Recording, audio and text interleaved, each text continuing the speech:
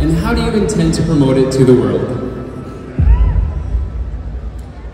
Para sa akin, tatlo ang sumasagisag sa totoong pagkakakilanlan nating mga Pilipino. Una, ang ating wikang Filipino.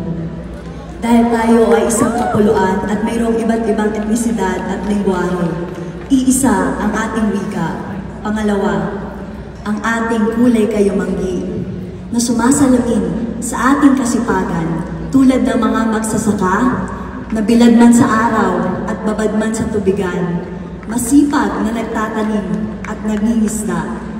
At pangatlo, ang pagmamahal sa bayan, ang ating pakikipaglaban para sa ating kasarinlan ay iisa.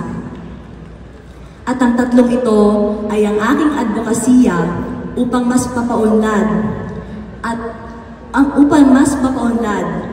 ang ating bansa, hindi lamang sa larangan ng turismo, kundi sa larangan ng iba't ibang industriya dito sa ating bansa.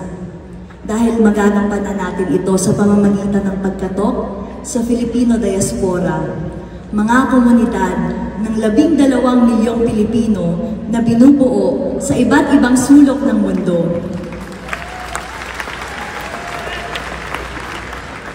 At mapapahalagahan ko ito kung ako ang hihirangin The Miss Philippines. Dahil ako ang The Miss Philippines sa wika, balat at gawa. Magandang gabi,